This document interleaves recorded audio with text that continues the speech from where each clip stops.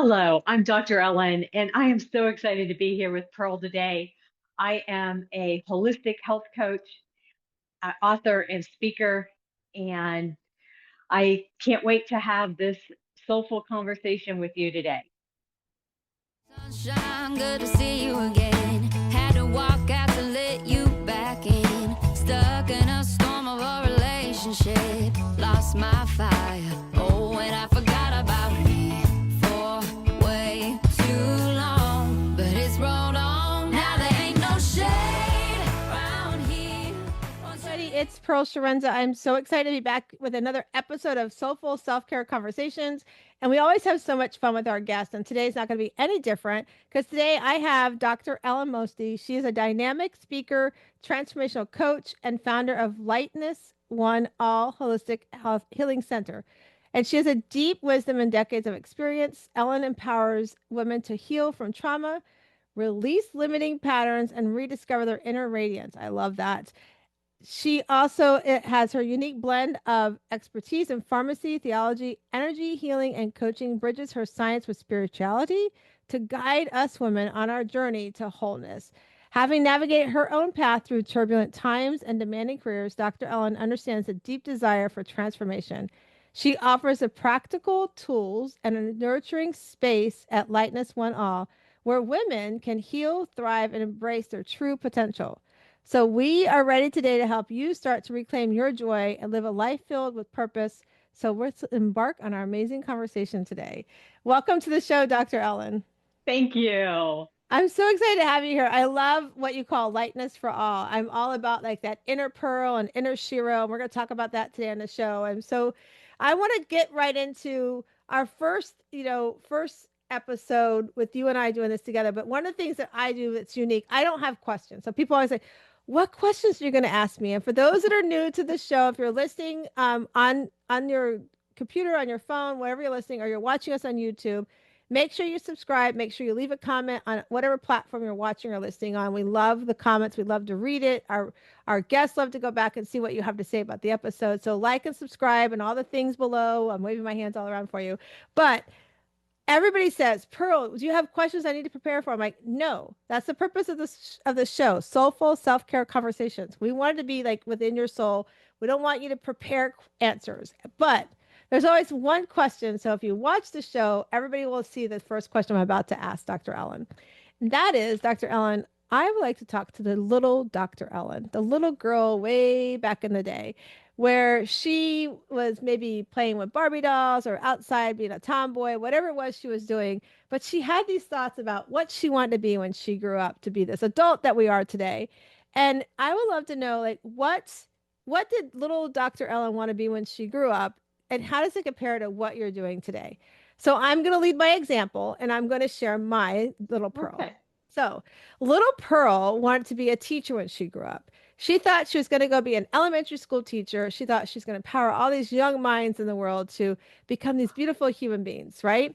And so went through high school. I did a program in my school where I got to go and help an elementary school teacher and work with the kids in the school. Actually, she even let me do some of the programs with her. It was a lot of fun in my senior year of high school. However, when I graduated, my parents didn't have the knowledge of how do I get to college? What are the things to do? How do I pay for college? So I didn't have the opportunity. So I went to the College of School of Hard Knocks and I moved out to California and met my husband. And if you follow my story, you'll know that the things I've gone through. But I also was a health coach, so who moved into life coaching. And I always tell my clients, I think it's really cute and funny because I coach women. And I always say to them, you were probably that person I would have taught in elementary school, but God knew I needed to talk to you when you were an adult. So that's my story today. And that's how little Pearl is teaching today, but just in a different way than she thought. So what about you, Dr. Ellen? What was little Dr. Ellen doing? Well, I read Florence Nightingale when I was young and thought I wanted to be a nurse until one of my neighbors' older sister was a nurse, and I found out what nursing did and that they did dealt with needles and blood. And I knew that I couldn't handle that. Then I wanted to be a hairdresser. Um, and I think it's because I want to help women become beautiful. And like you, I didn't become a hairdresser. And yet I still met my goal of helping women become beautiful and to shine their light into the world, because we're all unique and we're all beautiful. And we just need sometimes we just need someone to see it in us so that we can shine that out into the world. The other thing I loved was my chemistry set. So, as you mentioned, I was a pharmacist for 25 years, and I thought I wanted to be a lab tech. And I told my mother that, based on my love of just spending hours in front of my chemistry set. And she said, "Why don't you look at pharmacy?" So, my family was well connected in the community. They knew several pharmacists. So, I went and talked to several pharmacists. And in seventh grade, I decided to be a pharmacist, which was good for me because now I realize I had probably some ADHD brain going on. So having that goal, having that focus allowed me to get through junior high and high school with, like, these are the courses I need to take. This is what I need to continue me on my path. And it led me through pharmacy school, the Doctor of Pharmacy program at Duquesne University, and into a career. But something else from my childhood that was near and dear and never really thought of it as a career was my love of crafting and being creative and creating beauty. So I made stamps out of sponges. I would cut sponges apart into designs and then use inks or paints to stamp with those. And later in life, I became a Stampin' Up demonstrator. They're a rubber stamp company out of Utah. So, and I'm still with them. It's been 21 years. And it's just so much fun because I say I can't draw, although now I am starting to embrace my inner artist. So it's just amazing where life takes us and the things, like you said, that little Ellen loved to do and wanted to do, and where that took us. And then in 2006, I was working for Merck Pharmaceuticals as a pharmacist and a clinical liaison, and they laid me off. So at the time, I was already in a graduate program, Polish University Graduate Seminary, getting a doctorate in spirituality and health.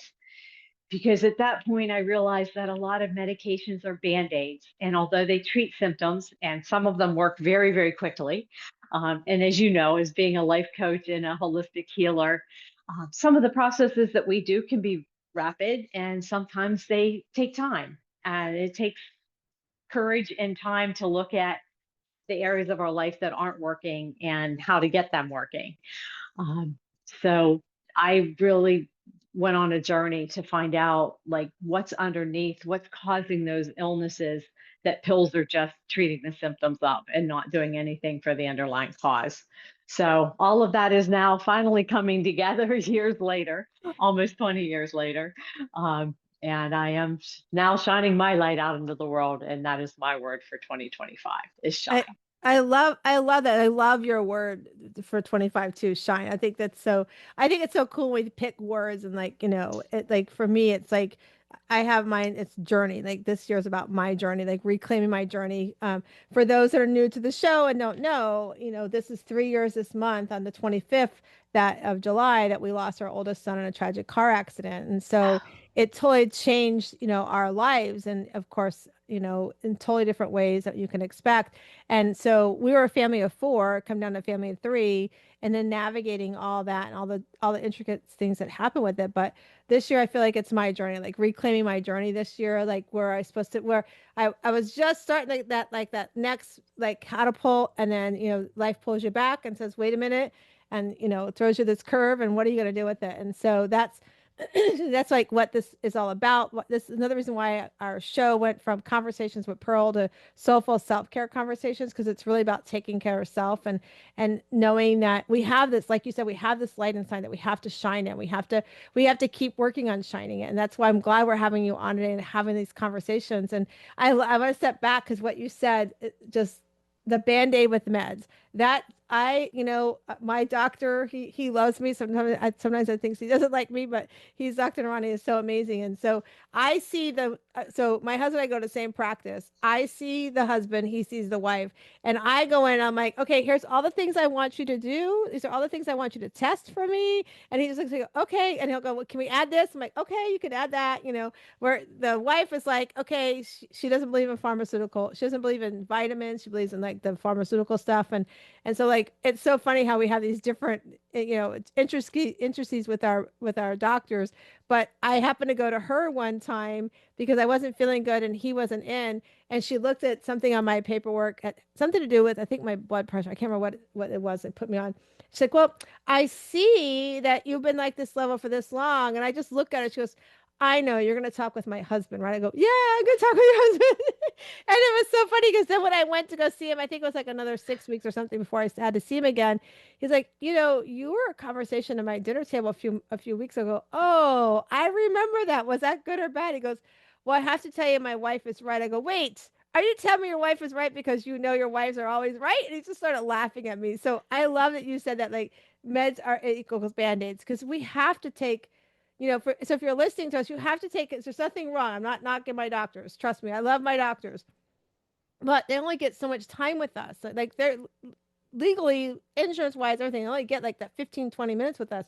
I want to go in, I want to be prepared, and I want to have all my information and all of that stuff. I want to have my questions, and they've been great, especially for these past couple of years with losing Matthew. Like, he's always checking, do you need help with anything? I'm like, no, I'm not doing any meds. If I can make it through and do the tools that I know, meditation, prayer, all those things that help me get through it, that's good. But if I ever felt like I needed anything, I would tell them, this is, I need help. But I love that you talked about meds equal band-aid sometimes, because there's really, like, I want to talk about that with you, because there's really, I went and got my naturopathic certification. I take a vitamin line that I love to death. It's a isotonics. It's called isotonics. It's basically, it's a powder form. You put water in and you drink it. So it's in my bloodstream in 10 minutes. And I wouldn't buy into it when I first was introduced to it. I'm like, yeah, no, no, no. I don't want, I don't believe in, like, there are don't get me wrong, there are companies out there that are great. So I was already on what I thought was pharmaceutical grade vitamins, but they were pill form. And so I remember I got approached with this line. I was like going, I'll try it. And after like 2 days, I was like, wow, this is pretty good, but it can't be the vitamins. I didn't believe it was the vitamins. So I said, I'm not taking day 3. And by the end of day 3, I was like, why am I so tired? And I realized I didn't take that day 3 vitamin. I took it. I was like, oh my gosh. So my world opened up when it came to naturopathic stuff, and really picking and knowing what's best for our body. So I would like you to share with us, like, talk about that, share with us where, a little bit about what you do, and then that holistic health approach, because I think it's important too that we understand that we have those choices. We do. And I didn't know about your son. So my support and for you and your family. I'm sure that that's been quite a journey the last 3 years. Um, and, loss and grief can really impact us. And I'm glad that you have a lot of tools to help you move through that, because the other thing that I've found out, and it leads into your question, is when, like, I know for myself, emotions were scary when I was little, Ellen. My parents there was a lot of chaos in the home. There was a lot of trauma, a lot of yelling and fighting. And so to me, especially, anger didn't feel safe. And then my parents were already at like a 10 or 100, like it seemed like all the time or often. And so, like, I didn't want to add to that energy in the house. So I became the peacekeeper and the people pleaser and the one that tried her hardest to bring down the energy to a more calm state in the home. Um, and in doing that, I suppress my own emotions. And so what I've come to learn is we do that because we don't feel safe to feel our emotions or express our emotions. And when we do that, that's what it stagnates energy in our body. So there's several books out there. Bessel van der Kolk's The Body Keeps Score, Candace Pert's work, Molecules of Emotion, how this all gets stored in our bodies. So that's one of my holistic tips, is to get that energy to move, to look at those thoughts, beliefs, things that we absorbed as a child, or decisions we made as a child with the skills and the mindset that we had as a child, which are, unfortunately, can be limited. I mean, they do protect us, and they are limited. So it's a matter of looking at those and then choosing more powerful beliefs, letting go of those So I've heard it said, you got to feel it to heal it. If you can share it, you can bear it. Um, so, it's having that safe container to experience your emotions. And sometimes you can do that on your own. Sometimes you can do that through prayer and meditation in your own home. And sometimes, at least in my own journey, I've found it extremely helpful to have a coach, to have a therapist, to someone that can actually hold that container, that safe space for me when I couldn't hold it for myself, and be able to delve in and feel and clear all of that. I, So I, that's I, yeah, I that's love that one aspect of it. I love that you touched on that because I didn't realize this, but we got a little bit in common. Unfortunately, I too was in a household where, you basically you walked on eggshells. If you came home and they were like at each other's foot, it's like you just walked on eggshell, and then all of a sudden you come home and everybody's fine. I'm like going, what happened? How did they resolve it? Like that's how I learned to communicate. When I met my husband, if I was upset with him, I would just all I knew was to shut down and don't say anything, right? And so I was 19, almost 20 when I met Chuck, and so we were living together before we got married. Yes, we're bad people, but it's okay. It was 40 years later, we're still doing good. But I remember him, he would ask me like, you got to tell me what's wrong. You got to tell me. I was still shut down. So he taught me how to communicate because he started having my conversation for me. So he would have a self-talk to himself as if it was me. And I was like, wait a minute, that's not what I would have said to you. So then now he'll tell you if he was sitting here with us, he's like, yeah, Wow. he'd be like, now I can't get her to shut up. But hence why I do this podcast. But so But how I, wonderful that he recognized yep, that and could like role play a right, conversation, and then you could jump in and say yes or no, like, no, yeah, that's not what I'm thinking, or that's not how I'm feeling, and right. then get you to start Yeah, it was 100%, like, speaking. it changed my life and I'm sure it changed our relationship drastically. And so, like, what you're talking about, the people pleaser, I too, like, 3rd grade, you have to stay home from school because your mom had surgery, so you gotta take care of her, and, like, keeping the peace. I was the oldest child, like, I don't want my brother and sister to have all this chaos, and all that stuff, and so it led into these things like what you're talking about today, but I like what you said. I wrote it down. Feel it to heal it. I feel like really like especially these last 3 years, and thank you for recognizing my son. These last 3 years, it's like that's what I've been doing. Like I have to feel it to heal it. I if those that are watching or listening, if it's your first time, you're gonna hear this for the first time. If not, you're gonna hear this again. But I really like 2 days before he passed, like it took us 10 years to have a family, Dr. Ellen. And so when we did, my people pleasing hat went on. Like, I'm going to wear my titles. I'm going to show up for, I've had my 10 years of doing what I need to do and have fun. Now I'm a mom and I got to do all these roles. But really, I didn't, because I had no example and not my mom's fault. She did the best she could do, and my dad.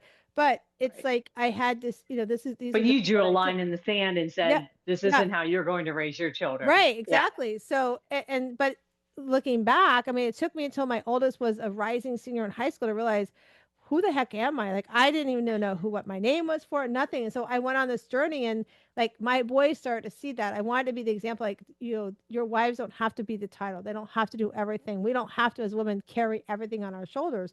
And so it, like you said, it affects our, the feel it to heal it. Like these past 3 years, I've allowed myself to feel it going back to and doing this work, like overcoming people pleasing before my son even passed. I was feeling it to heal it too, because the childhood trauma, I had to recognize that this is what it caused. And then since then, I've also divorced my parents because of behaviors that they continued on, even as an adulthood, even as I healed myself. They went through a divorce after 43 years of marriage, and Wow. me, they try to put me in my 40s in between the two of them, like I was a 7 year old.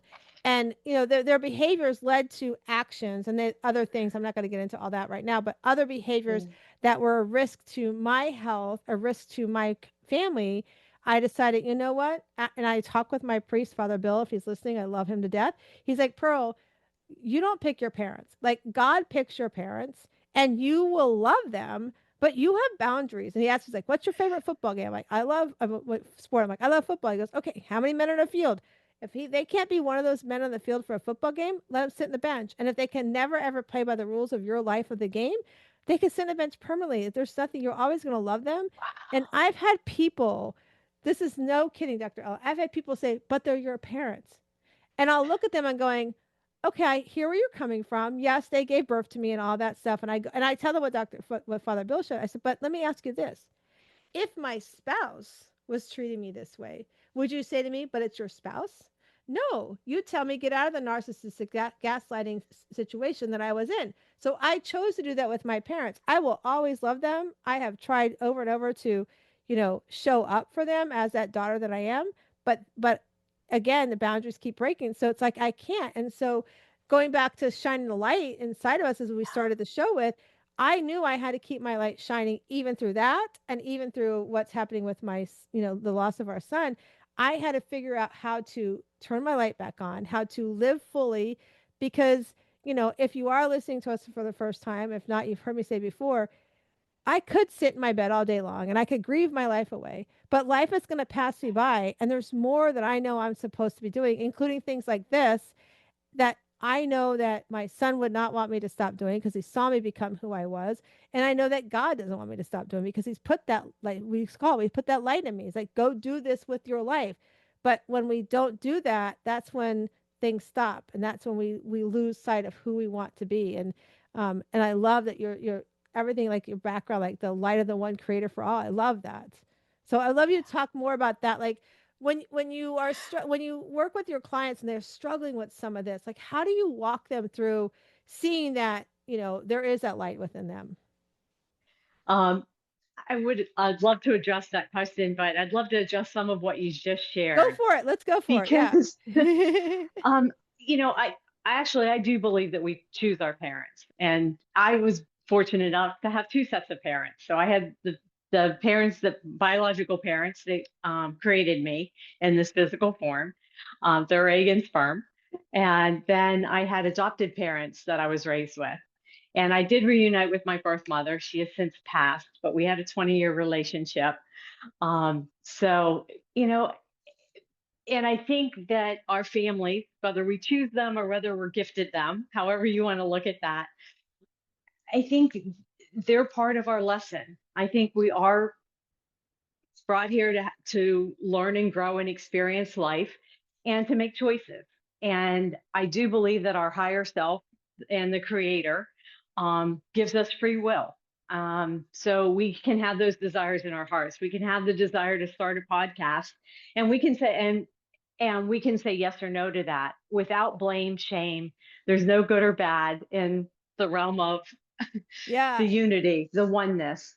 There is, 100%. it's just a choice. And so I want to tell you that gives us something. a So lot of for freedom. everybody that's listening, this is really our first time meeting. I normally I interview pre-interview, but because Dr. Ellen came to me from a really good friend, I'm like, oh, I love what she does. Let's just get her on. So Dr. Ellen, I don't know if you know, but our oldest son that passed away, he was adopted. I didn't know that. Yes, so he was a month old when we adopted him. So it's so funny that what a coincidence. Like your What a journey, coincidence. like that whole like this is all I believe this is divine intervention. It But is that divine but intervention. yeah, but it's so amazing that like what you talked about, like yeah, you were gifted these parents and and that's one of the things like with our oldest son, he struggled with his mental health because he was also mixed race. So he was the only mixed race child in our family that was completely white, and his biological family is completely white because his mom had hooked back up, had met up with an old boyfriend from high school. And so that was one of his biggest struggles in the middle. And that was one of the struggles that affected his mental fitness, and also at the end, led to behaviors like alcoholism and stuff like that. So that was a struggle for him. So because he wanted that sense of belonging, and so we could talk all about adoption all day long. But you're right. Oh, wow. What you said is so powerful. Like that gift, and I'm glad you were able to connect with your and have that beautiful relationship because that's something we want it for Matthew. We actually have a book coming, it's getting released out. It's called Beyond Skin Deep Stories of Intercultural Adoptions. And so Mary, who introduced us, she's doing the editing right now in that book. So it's July right now. It's going to get released at the end of this month of July. But it's all about those stories of like adoptions of different cultures and how paying it forward in lessons. So yeah, I'm glad you talked about that. It's like it's such a coincidence. But let's go. So you went through all of that, and now like let's talk about how you took your story and now what you're doing because you're a pharmacist and all that. Lead us through like what's led that to what you, because like we talk about all the time, I talk about all the time too, is we all have a book in us. And I know we're going to talk about your book in a minute, but we all have a book within us. And like I always tell my clients and my friends, I'm like, just write your book. I don't care if you release it, but you've got a book. Like leave something behind for your legacy. Write down your story, or if it's a story you don't want anybody to read, write it and just tell your close friend, hey, when because I've got a friend, she knows when I die, this is the drawer you need to go get everything out of. Right? So she knows that. So, but Wow. so lead us through that. Bring us to what's led to today, and also lead us into your book when you're ready. Well, there's a few things. So I think part of my childhood, and I didn't realize this until a lot later, I read everything I could get on my hands on in my school library and the local library on addiction in grade school.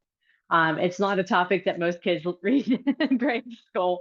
Um, and I realized then it was to help like fix my family. So, there was a lot of my life where I was the rescuer, the fixer, the healer, the change, like really wanted to make a change in the world. And I've kind of come full circle on that and allowing people to be who they are. So like your parents, I love that analogy of your priest gave you of you're playing a sport and is this person playing the same sport? Are they trying to play soccer on a football field? Are they not following the rules? Are they not playing, they don't have good sportsmanship? You know, if you were on a team, you would be sidelined for that. And if it was bad enough, you'd be kicked off the team. So I get that, like, we're given this team. And I think that is one of the biggest decisions. And I think this also gets to answering your question of what do I do when my clients are stuck or feel like they can't shine their light. It's finding that courage within. It's building up your own energetic body so that you can stand up and set boundaries. I love Dr. Terry Cole's work. She wrote a book called The Boundary Boss. She's written a second book. So if anybody needs help with boundaries, I'm also going to take that on and start creating some videos for my Facebook and Instagram feeds on boundaries, because I think it is such a huge issue. And I think especially as women, I think we're taught to get along. We're taught that we're the glue to hold the family together. Sounds like you were a rescuer as well. And those are roles that can be really, really challenging to step out of. It took me decades. And if I can help women younger to step out of those and not wait until I was 38 when I started my own spiritual and personal growth journey. And honestly, it took me to getting to 60 to really drop the fear. And I just recently got divorced. And my ex over the last several years is like, the older you get, the more daredevil, risky things you want to try and do with your life. I said, yes, because I spent the first 60 years of my life in morbid fear that like, if I did something wrong, if I wasn't perfect, all of that, the what if, that something catastrophic was going to happen to me. And when I finally started learning to love myself, to give myself what I needed, that care, that love, that compassion, to take care of myself, to put my own needs first. And that's really what I'm on a mission for, is to flip the story. So many women have their own health care, their own self-care at the bottom of the to-do list. And when do we ever get to the bottom of our to-do list? I don't know about you, but mine's like a mile long. I'm never going to get to the bottom of it. So if I'm down there, I'm never going to get around to taking care of me. So I did write a book, and I'm going to step aside a second so I can open it or pick it up. It is From Simply Surviving to Radically Thriving: 5 Steps to Unleash Unstoppable You. And that is my own artwork on the cover, on the front and the back. I also published with Mary Good and Divine Destiny Publishers. It was a fabulous process. She has a program to write a book in 90 days. It took me 155. And left Ohio, moved to Florida, found a place to live, all while I was writing my book and was working through my divorce process at the same time. So a little bit of an overachiever, and again, that ADHD brain like has to have five things going at once. So here we are, We have and way too much. We have way too much in common. Like I got the ADHD brain too. It's like I got all this stuff happening at one time, plus a retreat. I love the cover.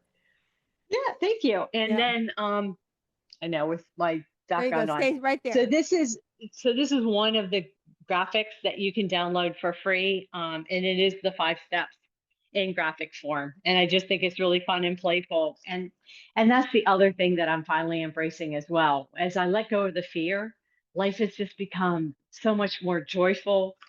I have so much more freedom and play in my life. So that little Ellen that loved to play and be creative that got buried under all the shoulds and all of the have tos, and then as the perfectionism and the fears just kind of they just snowball.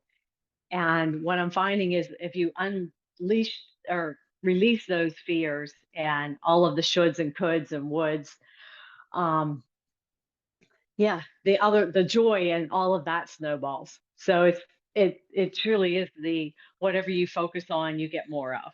So the more I focus on my future, what I want to create in my life, my mission to help other women step out of all of this patriarchal and unfortunately in some cases religion as well. I It Hmm. sounds like your priest is and your religion has really been supportive to you, and if it is, I think that's fabulous. Yeah, And if you're struggling and aren't feeling supported where you are with your religious practices, I do suggest that you find what does work for you, yeah.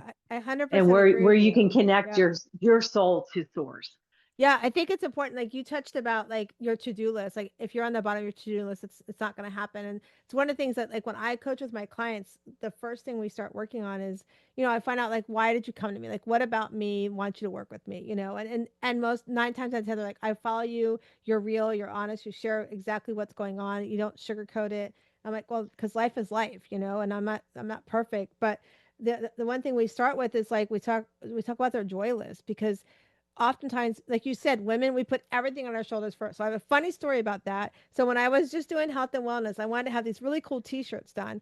And the theme was, you lose, it was a program where you concentrate on losing fat. So we had this big auto plastic fat blob, looked like a bunch of fat together, right? And so I was like, I want to make this really cool shirt with it, right? So I go to the local graphic guy here that does shirts and graphics at the same time. I'm like, and this is back when emojis started to come out. So it's about 11 years ago now. And so so he's like, okay, so we put it all together and we take this fat blob together and on the front of it we put these two arms coming out the side. We got this smiley face. So it was going to be the graduation shirt. It's going to give my clients when they graduated from the program and how excited they were. So it advertised me and everything, right? So I go to pick up my son at football practice and I have it on my phone. I'm like, hey, what do you think about this? What do you think about this design for a shirt? And he sat there in the passenger seat. He got really quiet. And it's like, Mom, don't take this the wrong way. But why would you want a picture of a man's part on your shirt? And I looked and I was like, because it was the pancreas is what was on the shirt, right? And I was like going, oh. And I looked and my response was exactly this. No wonder why us women have to deal with so much stuff. Not only do we have to carry a pancreas, we got to carry a man's part in our body too. And he just started laughing at me. He's like, Mom, I'm like, that's what came to my mind. I was like, so that shirt went nowheres. But I was like, and that was like an aha to say we carry too much stuff on our shoulders and we have to show up for Yeah. ourselves. And so the joyless is where I come in with my clients. I'm like, you're the first thing we're working on is I want 10 things that bring you joy. Like, oh, no problem. I could do it. I'm like, no, no, no, no. It's going to take you at least 6 weeks to give me all 10 because we're going to break down one to two each week about like, okay, so getting up in the morning brings you joy. But what about getting up a boy brings you joy? And I'm going to keep asking, what about that until you get to the real reason that why getting up in the morning brings you joy is because it allows you to have another day to put yourself first and forgive yourself if you didn't do well yesterday, right? And so we do that list. And then when I tell them, I'm like, as we do the joy list, I then give them a challenge. You're going to pick two things and you're going to work on that for the next 2 weeks, something that brings your joy list. And at the end of the day, what I hone into them is like the cliche about pouring in your cup first is very true, but you got to overflow it. Number one, and number two, I tell them, I'm like, I get really deep really fast. I'm like, let me just ask you this: if tomorrow doesn't come, and at your eulogy, all your people, all your friends and family can say, and I want everybody who's watching and listen to this carefully.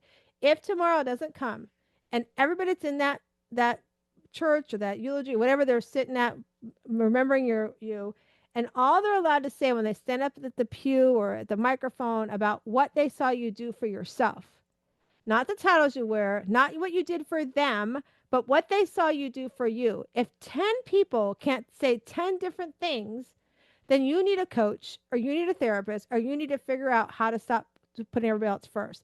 Because I will tell you, 10 people will tell you, I sit on my front porch swing and I'll just sit out there for a couple hours, take a nap or journal. They'll tell you that I will go for a walk in my neighborhood. They'll tell you I'll get on an airplane and go on a staycation somewhere. So I won't think twice about it. I'll tell my husband I'll be back this day or that day. They'll tell you those kind of things about me. But it took me, like I said, until my oldest was a senior in high school to figure out that if I don't stop wearing all the titles, I'm not doing what makes me happy. I'm not figuring out who Pearl is. I'm not figuring out who Dr. Ellen is. We're not figuring out who we are. And that's what we're meant to do in this life. Because again, the other thing I always like to talk about too is that we come into this world, our path is already decided. That where we're going, our dash, or when our dash ends, it's already been decided. Only one person knows that, and for me it's God, but only one person knows when the dash is going to be up. And so when we come in this world, we think, oh, I don't like the path that's going to go on. So I'm going to come and go left because I think I could do it better this way. But what happens is you end up back on the path because you didn't follow the path that's already there for you. If you just listen and hear what's on that, I'm very empathetic with that way, but if you just listen to your inner, and women, we have it. We have the inner gut. It's a true thing. I watched it happen when my son passed. It's a true thing. If we don't listen to our gut, and do what's on our gut and we listen to everybody else, you're not going to be on that path that you want to be on. And so that's what I tell her. I'm like, if tomorrow Dr. Ellen is not here and people can only say what they saw you do for yourself and that they can't come up with that, that's when you need somebody like Dr. Ellen or somebody like me to help you. That's Nope. beautiful. And Thank that's you. actually the one of the steps of my light formula is to find 5 minutes of joy a day. And that's one of the journaling prompts is what can I do to like what can I look forward to tomorrow that will bring me joy? And that's the journey I've really been on for the last 7 months is now that I'm out on my own, trying to figure out what brings me joy and how can I do more of it. And that's, I love, I mean, like you went on this like 155-day journey of like doing all these changes, but the point behind all of that is Dr. Ellen did it. Like she didn't just sit back and say, well, I should stay in this relationship because that's what I should do, or she listened to her gut, she made a change in her life, and she's making positive changes. And the book, we'll make sure we put the link and everything to the book on here too, but it's really really important. It's also the other reason why I do my retreats, Dr. Ellen. I went to an event, it's going to be 10 years next year. I went to an event with Linda McMahon, Debbie Saviano, and Stacy Shefflin. They put on this, it was an amazing event for women in leadership. And I sat in that big, huge conference room and I said to Stacy, I go, this is great. This is awesome for the CEO high levels because that's what was in the room. I said, but I'm thinking about that woman that's sitting at home. Right now, she's a CEO of her house because I don't believe in stay at home mom titles. She's running the household at home. And I'm thinking about her that says, I just want a Calgon take me away moment. I just want some time to myself. And Stacy looked at me, she goes, you should do a retreat. You should do a pajama retreat. I'm like, oh, that sounds kind of cool. So literally we did our first pajama retreat. It was a come and go 2-day event. And then the next year, ever since then, since year 2, it's been a stay for the weekend in your PJs and no makeup. You are not allowed to wear makeup at all at the retreat. And the reason why is when for women, some of us put makeup on for that mask to make it through the Yeah. day. And so I want you to take that off. I want us to get deep down fast into what's happening. And so here we are 9 years later, it's going to be the September 17th. We're having our ninth retreat. We're coming back to Tampa. Normally we go to the Gulf Shores of Alabama because I get a house right in the beach, but I wanted my Tampa home to know I'm still doing this and we still want them to be part of this amazing event. But I saw that need sitting in that big room with all these women going, if these CEOs can take time off and come here and get poured into, why isn't the everyday woman at home? It's not the CEO of a corporation, but the CEO of her house doing the same Right. thing. And so that's why I'm doing what I do today. That's why I love coaching and everything that I do today, is because I want to make that change. You know, people have told me they've come to my retreat. They're like, you should charge more for your retreat. And I'm like, yeah, I should. And if I do, I may take a demographic out that I want to hit, and I don't want to do that because I want to make this for every woman. And you know, there's so much happening in our world today, which we won't even get down that path, but that women are forgetting about, you know, why we should be doing this for ourselves, and why we need to speak up for ourselves, and why we need to put ourselves first. Because like you said, your to-do list can be really, really big, but if you're at the bottom and tomorrow doesn't come, like somebody's going to Yeah. slide into your seat at work.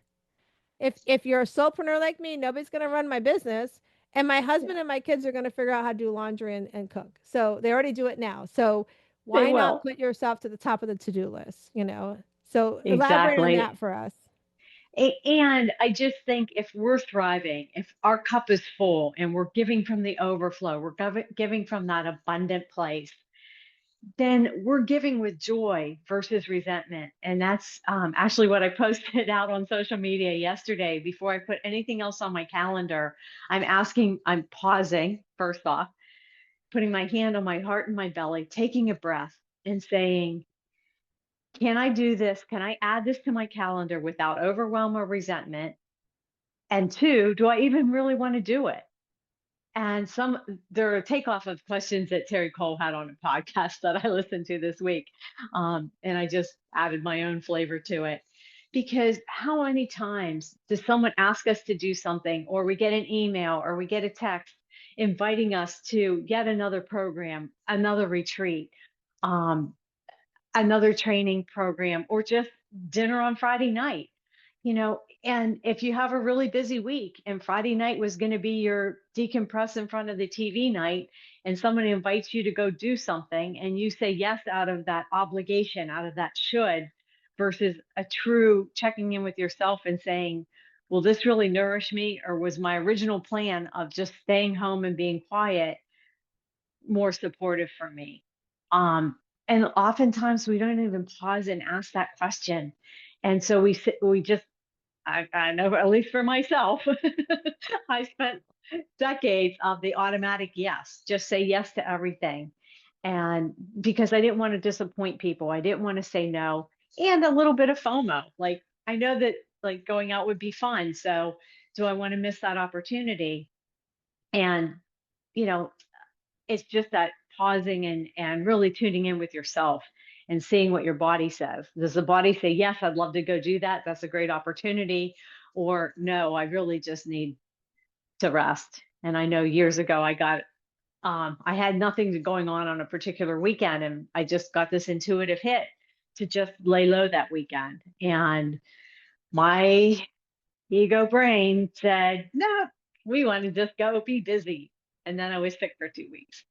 So, the body wins eventually. It's going to win with disease, illness, accidents. So we can either tune in and listen to that whisper, or, you know, something more catastrophic. I've heard it being said, like, it comes as a feather or a whisper, it comes as a brick, or it comes as a Mack truck. So it's like, when do you want to listen? Do you want to listen when like you actually physically get stopped with an illness or disease or an accident?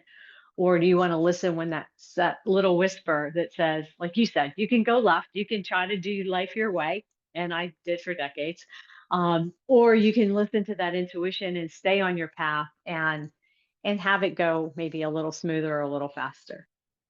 And that's so true, like you said, because like we don't listen, and we like you said, the FOMO and everything, and it's so important to listen. Like I remember, like this month is July that you and I are recording this, and in the month of July, I have these amazing French program. Right, this month we have 14 kids from France that are staying with families here in Tampa Bay, and I knew my month was going to be busy, so I knew last month in June, I there was things I wanted to include to make sure I got done, so I can be proactive. Like when you and I get done with doing this, the chaperone stays with me. So her and I are going to go and do some stuff this afternoon. So that way I've taken care of what I want to do for my business. And now I'm going to show up for and I love when they're here because I have fun when they're here too. So it's my fun time too. But in fast forward, like next month in August, Chuck and I are doing the first time we've ever taken a vacation since we had kids by ourselves. We took vacation with the kids and here or there weekend things. But now that our kids are adult and an angel in heaven, it's like, we're going to go do a bucket list. Like I said, we've been together 40 years. So we're actually going on an 11-day cruise in Greece. I've never been like away from work. We both own businesses, so we have to do a little check-in every day on our business, but we've committed to no more than 2 hours in the day of business time. And especially with the retreat coming up, I have to stay connected. So we've made that commitment. So fast forward, there's different events and things that I need to be part of that I am, I have two nonprofits I'm on and I have a network group. And I reached out to them all and I said, listen, just so you know, month of July, you're not only going to see me at this one thing. The month of August, I will not be plugged in on anything before or after when I come home because we leave like the 7th, we come back like the 22nd. I'm like, so the before and after, I've got to do preparing and catch up. So, I set the stage to make sure that I was putting myself first. And let me tell you, the FOMO, like there's things that are happening when I'm here, but I'm like going, no, this is more important. I'm going to enjoy my time this way, and then I could be better prepared. So that's what you said too. That like you and I are talking this, and it's important that our clients and I see that with you too. That know that we live it too. We don't just coach it, and that for me, I've had clients come to me that have had other coaches, and I'll say, why me? Because like I said at the beginning of the show, I don't want to just take your money. I want to know why you want to work with me because I want you to invest in yourself to get something out of it. And they'll tell me, I've had a couple of people tell me, well, my coach, she tells me this, but I don't see her doing that. I'm like, okay, that's not who I am. Like if you follow me on Facebook, you see everything from my grief to everything, it's all there. And so I love that you brought that up. Like the FOMO is there, but if it doesn't feel right, don't do it. Because like you said, it can hit you from a feather to a Mack truck. And it you don't want that Mack truck because that You Mack don't. truck can mean that you're not here tomorrow. And so listen to your body. And you know what? If it doesn't feel right, just say no. Just be like, you know what? Because that's the other thing with me. No is a complete sentence. We feel like we have to give excuses, right? I mean, we feel like we have Justify it to, and justify it to yeah. ourselves and then to somebody else. Yeah. Right. And it's like if I tell my clients, I go, I want you to say no, like you just won $1 million. And that's it. And the really cool thing is like when I went on this journey to overcome people pleasing, that's where I came up with the Shiro method, is that I started becoming stronger and understanding that the word no was a complete sentence. And I would say it and I'd be like, nope, that's not something that fits for me right now, or nope, I can't do that for you right now. The cool thing that came out of that is as the people pleaser in me wanted to be like, how can I still help without being the yes? And so what it would do is like if you ask me, like I went to an event, somebody's like, hey, we're doing this fundraiser for these animals. I'm like, I love my dog and cat, but I don't want to fundraise. However, I know this person that would be great fit. So it became like I've sort of become this connector. People will say, go ask Pearl, she's a connector. So it's sort of like it sages my people pleasing in me, but I can still say no. And then as that was happening, like you were talking about, I no longer had the midnight worries. I'm happier. I'm not waking up going, oh, I didn't email that person. I didn't do that for that person. I wasn't having that anymore. And then the empowerment, like you writing books, I become empowered to like share my stories, speak on stages, write books, right? And then the funny thing was happening is like I would walk into rooms and people like, what's different about you, Pearl? Like, if you lost weight, like you cut your hair, I'm like, nothing's changed. I call it the radiant glow up. It became more radiant in my life.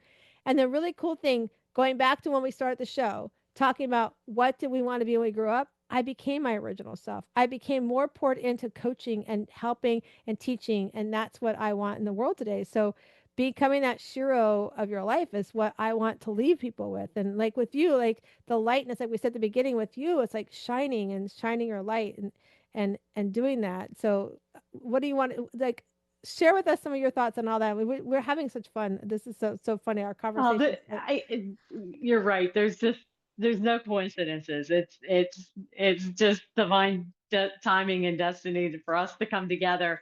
And yes, I think a couple things. One, it is a journey. And I like to think of it as a spiral. So we start here and we're spiraling around quickly through whatever. It could, for me, I have a core wound of abandonment.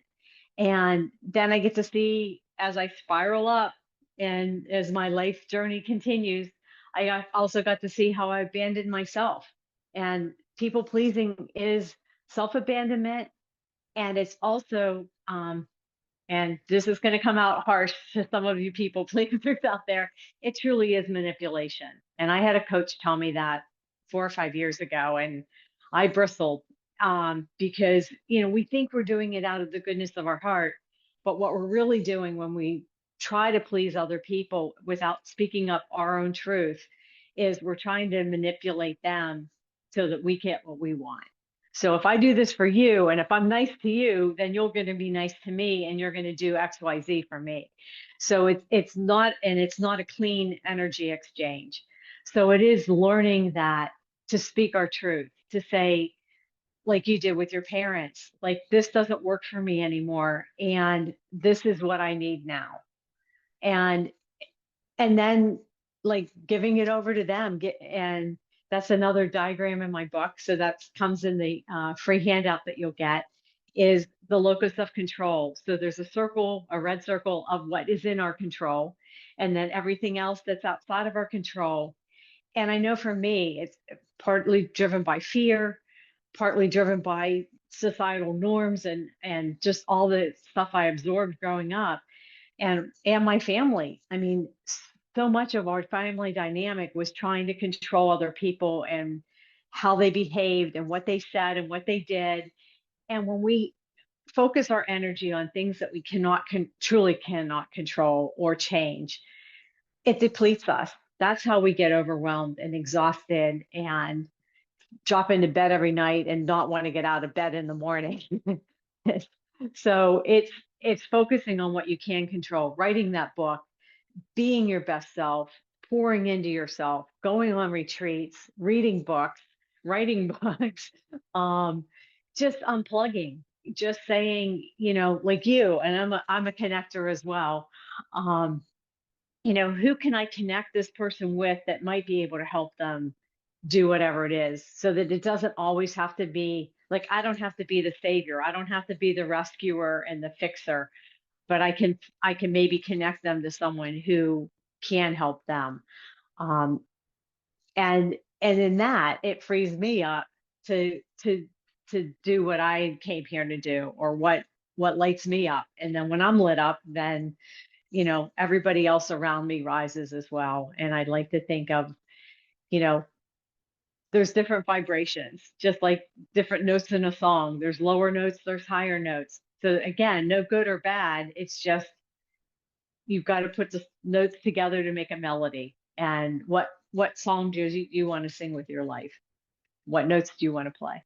I love that. That's such a great analogy of that, and that's a great way to lead us into closing off. So, what notes do Yes. you want to lead in your life? I love that. So, share with everybody how they can reach you, Dr. Ellen. We'll put everything in the show notes as well. Yes. So my website is www.lightnessoneall.com. So the name is right above my head. Um, and again, it will be in there. So my book is in there. You can get an autographed copy if you're in the US. If you're outside the US, please look for it on Amazon. And it is From Simply Surviving to Radically Thriving. We'll find it, or my name, Ellen Mosti. We'll find it as well. And I just, the only other thing I want to say is I do a bi-monthly self-love tune-up call. So if you are looking for a way to connect with other women, to support and get tips and tricks and supportive lessons and meditations and journaling prompts, you can join us. And that's on my website as well. Thank you so much. We'll put all that in the show notes. So now Dr. Ellen knows that we have our cards. These are our Better Questions, Yes. Better Life cards. And so I don't get any kickback on them. So if you want to, you can go online at betterquestionsbetterlife.com and grab them. But we're going to shuffle them. You're going to tell me when to stop, and we're going to have you answer the question. So here we go. Tell me when to stop. Stop. All right. So yours says, what is holding me back? What's holding you back? These are good cards. They are great cards. Well, a lot of what we talked about today, fears, limiting decisions, limiting beliefs, and just all the programming, all the patterns that have formed in my life over decades, and just learning to unravel them has gotten me unstuck.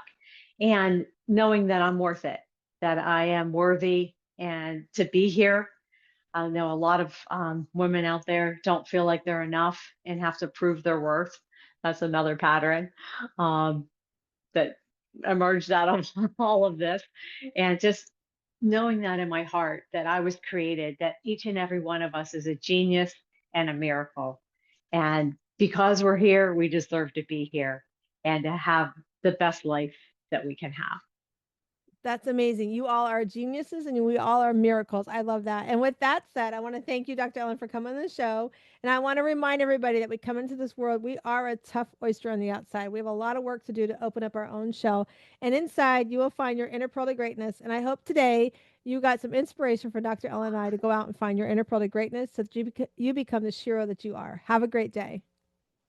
Oh my gosh, that was so much fun. I know this is probably one of our longer episodes, but we could talk about shining our light and everything forever with Dr. Ellen. It was so much fun. But I just want you to take one thing out from this conversation, and that is really about your pause. Are you doing a pause every day in your life to start overflowing your cup, as we were talking about? Don't put yourself at the bottom of the to-do list, because you need to be at the top. You need to be the overflow of your to-do list. And if you're not, I want to encourage you that we need to help you pause and make sure that it's serving you. So if you're struggling there, you want more help on that, please reach out to me at reach out to me at wsliving.com, or you can email me at coachpearl@wsliving.com. But I just want you to know you are an amazing person, and I look forward to having you back and listening to us again. Have a great day. All clean. Why'd it take